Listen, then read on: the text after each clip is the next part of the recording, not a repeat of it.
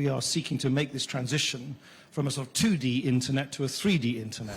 These technologies erupted incredibly quickly, spread like wildfire around the world. The governance guardrails shouldn't be retrofitted onto technology.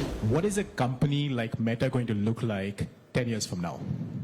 Well, our big ambition, which I think we've been very overt in sort of spelling out to the world, particularly when we announced the new name for the company, Meta, last autumn, is to be hopefully an important player in the construction of what is in effect an entirely new computing platform, what's loosely called the Metaverse. I think the sort of shorthand way of thinking about that is that we are seeking to make this transition from a sort of 2D internet to a 3D internet. How is government and governance going to connect with the Metaverse? So how do you see, as Metaverse evolves over the next 5 to 10 years, how is that going to change in the way in which governments function, diplomacy happens? How do they plug into this? Well,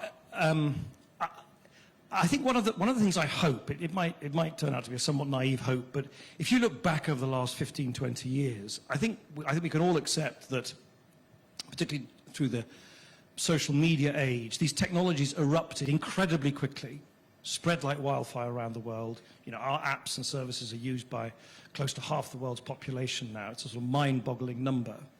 And in many respects, I think we've been almost retrospectively now trying to apply the governance rules to those technologies, you know, not quite as an afterthought, but sort of after the technology's already become so prevalent in society. I mean, here in India, for instance, many of my discussions are this new, you know, sort of tripod of legislation, the Digital India Act, the Telecoms Act, the Data Protection, the DPDP Act.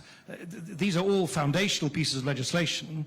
The same is happening in Europe, the same debate is happening in Australia, in the UK, in the US. But of course, if you step back for a minute, you think to yourself, well, in an ideal world, those should have come not exactly first, but at the inception of the technologies.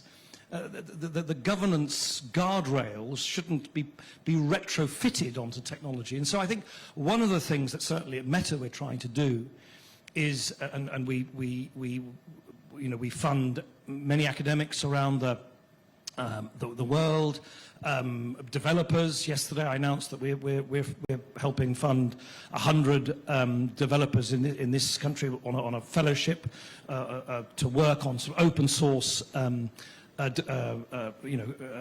developments in the Metaverse. What we're trying to do is, in a sense, have those foundational governance debates at the same time as the technology is being developed, so that you don't get this dislocation between technology and governance. What is your primary concern with regards to the future of data governance, which I think is fair to say we can no longer call global data governance? Would you agree? I think there is always an underlying danger, particularly at a time, and look, I was in politics for 20 years in European and British politics. I totally understand and respect the wholly legitimate instinct that politicians and governments have around the world to assert what is commonly called digital sovereignty.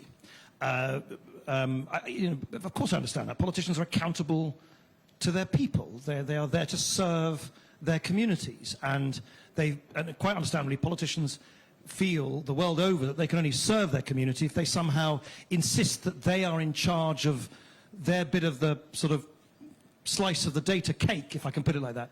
The problem, of course, is that that's not the way the internet works. The internet foundationally works on the idea that data flows openly across borders.